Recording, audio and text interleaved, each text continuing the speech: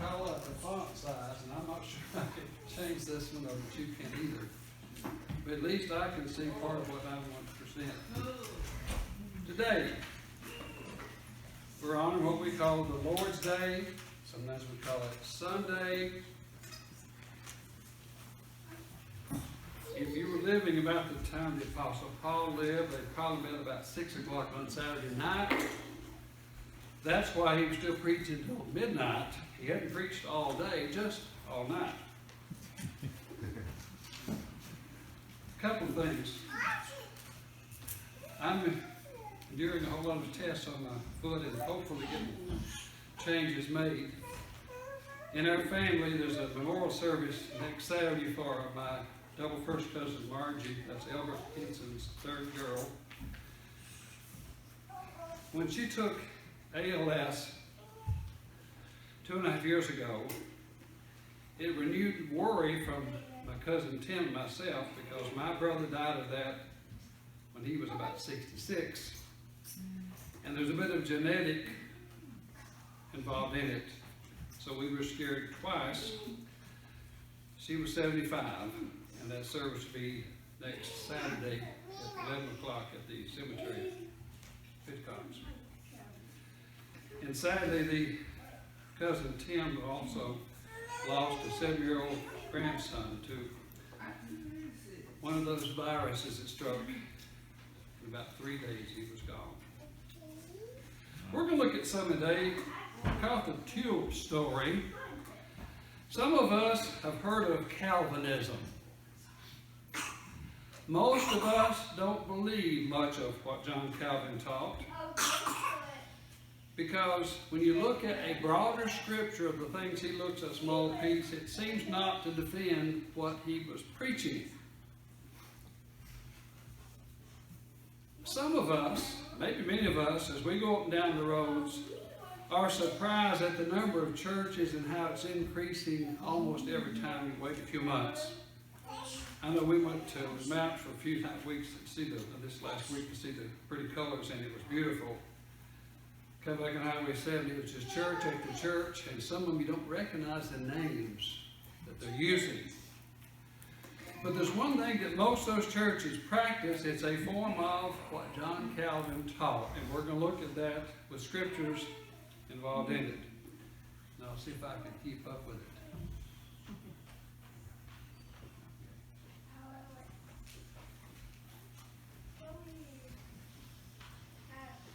Well, so much of Calvinism is preached in the pulpit by the evangelist. Among other things, they preach once saved, always saved. One of the points of Calvinism is persistence of the saints. Happens to be point number 5. We're going to look at all of those. They start off with talking about tulip, and there are 5 things: total depravity, unconditional grace, limited atonement, I'll think the 4th in just a minute, and perseverance of saints. And all of those are foundational to many of the denomination we talked to. I've talked to several people out there, and they raise questions. The Apostle Paul did not face 1,000 churches when he went to preach. That's something that we have to contend with. When he talked about the church, there was one church. It was the church. And we read this morning in 1 Corinthians, he called it the church of God, did he not? But it was the church. If you go to the church of God today, you will find a dozen different kinds preaching different things. We shouldn't even know whether we're a Christian church, because that puts glory on whom? The Christian. Let's put it on Christ. Okay. In Matthew 5, the Lord himself said, "In vain do they worship me, teaching for doctrines the commands of men." If I can get this to come down here now. Where are we? It's bad to be computer lettered, isn't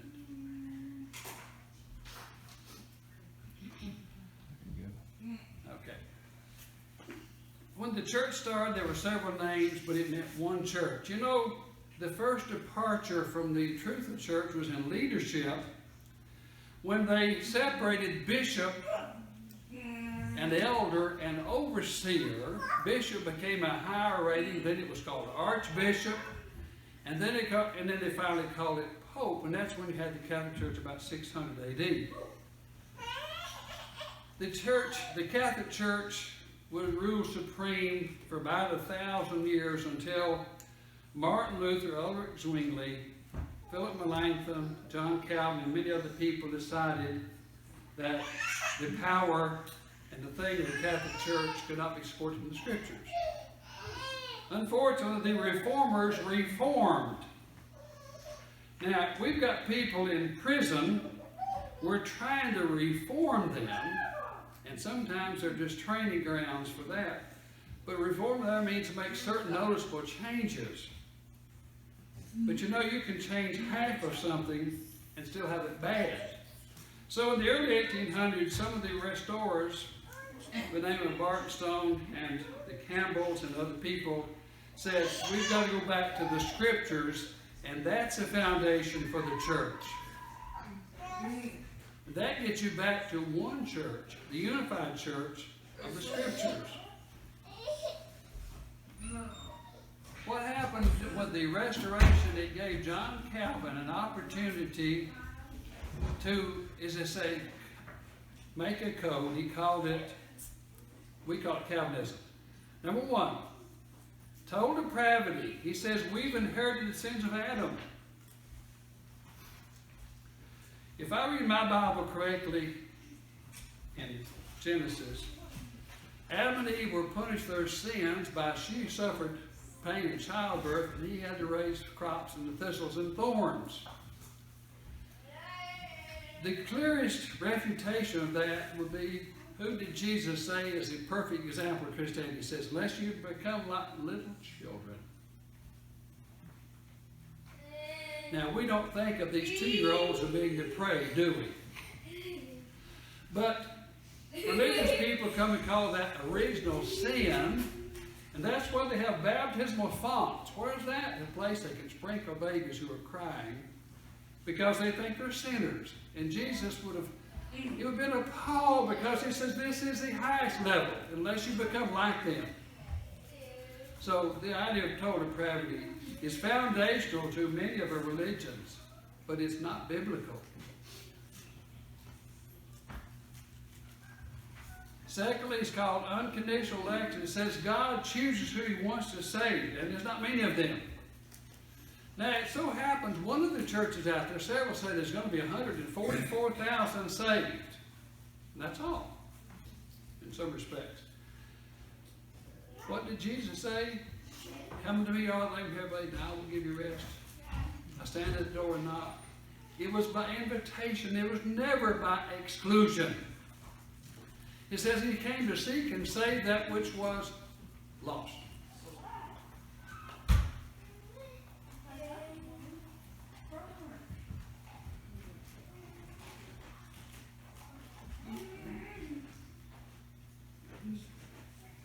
Got to get down where I can use it.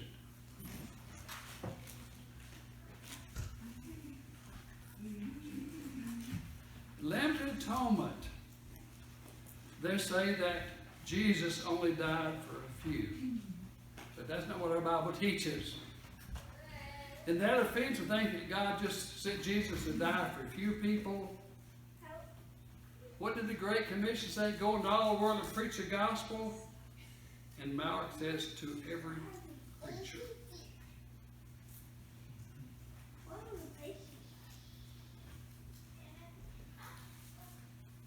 Number 4, irresistible grace. It says, since God's in charge, if he wants to save you, you can't even stop it. God brings his salvation through an internal call. And because of that, it's irresistible. Now, I know certain advertisements out there make a lot of things seem very, very desirable. And for some people, they borrow a lot of money because it seems irresistible. But what they're saying is Christianity, for the very few, is irresistible. Wonder what's going to happen. Now, the Lord does say, many are called and few are chosen. But that depends on the call and those who respond to the call of God.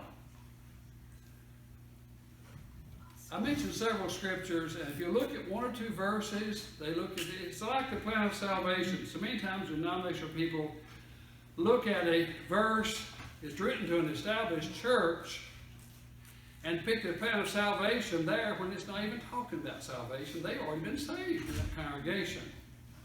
The fifth idea, perseverance of the saints. And this appeals to some people out there saying, you can't be lost.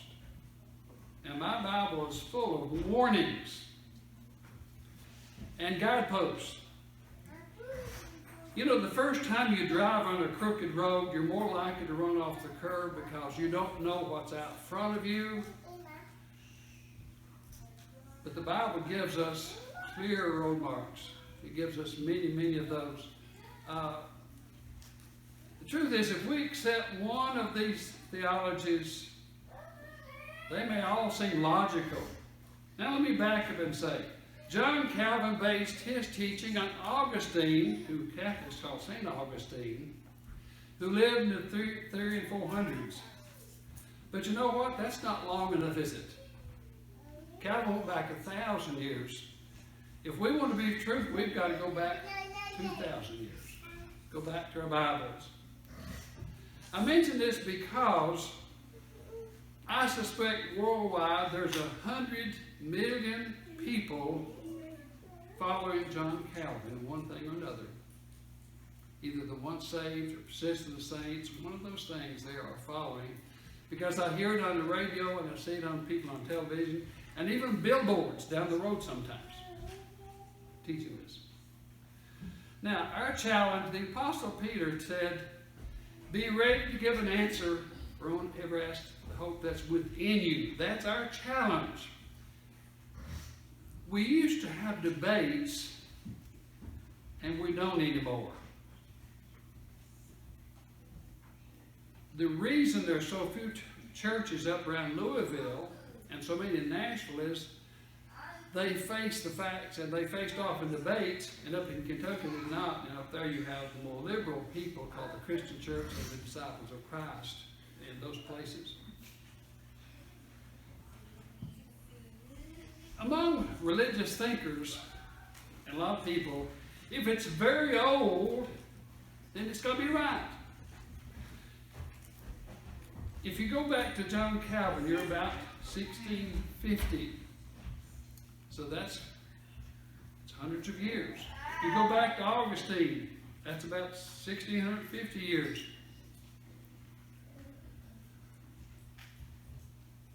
But longevity does not make it right. I think we've sometimes tried to convert people. Now, let me mention my mother-in-law. She was very good. She'd sit on the pulpit and preach to people who had their headsets on sometimes. Sometimes we may try to convert people, and we've had people to come and sit in the seats here that have heard the truth, but because their dad or somebody in the family was preaching some other type of thing, they finally we couldn't convert them.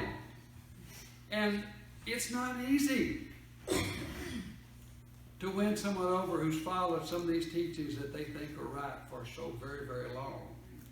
You know what the temptation is? That we may accept some of those ourselves.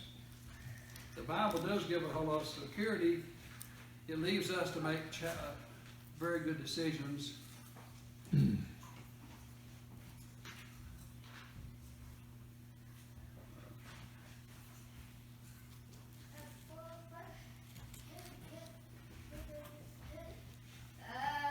The rest of that, I didn't take it.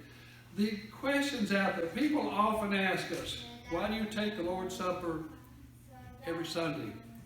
That ought to be an opportunity to discuss with those persons a lot of things besides that one question.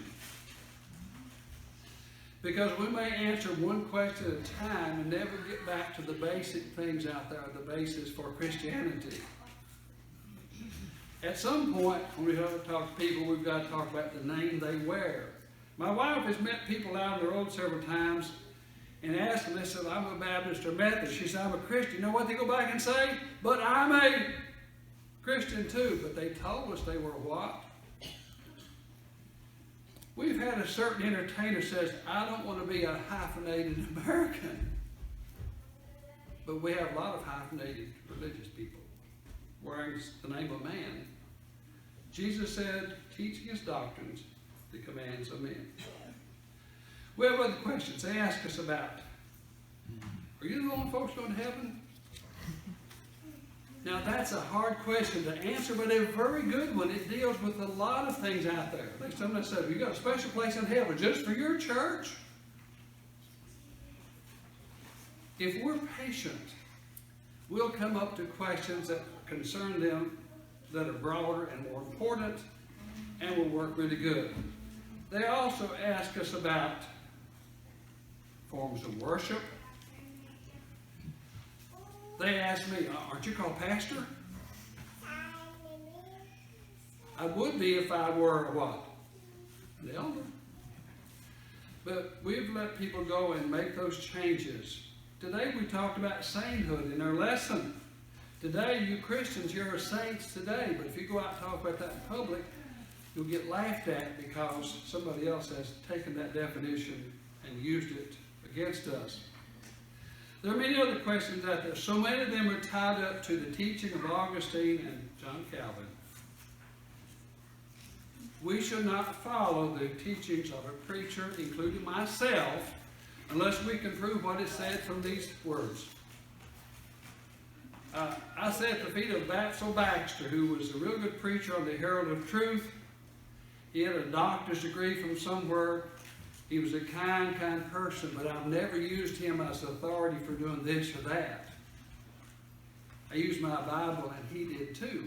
He was good telling me how to put a sermon together or how to make a visit to somebody who was sick. But he never tried to give an authority.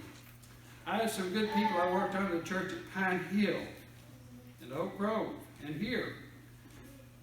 But I don't give them credit for authority. I give them credit for influence. Your authority, my authority must be here. It should not be Martin Luther, John Calvin, Augustine, but the apostles of the Lord. Today, if you're not a Christian, we're asking you to become the simple choice, a child of God. Then you can be ready for the resurrection that we discussed rather in detail today, because none of us know if we will rise tomorrow. I've appreciated Matt's prayers. A couple of times he's talked about being thankful that we got up this morning. I really appreciate that, because we don't have that assurance, do we? We have that hope. We have that reasonableness. Today, if you're not a Christian,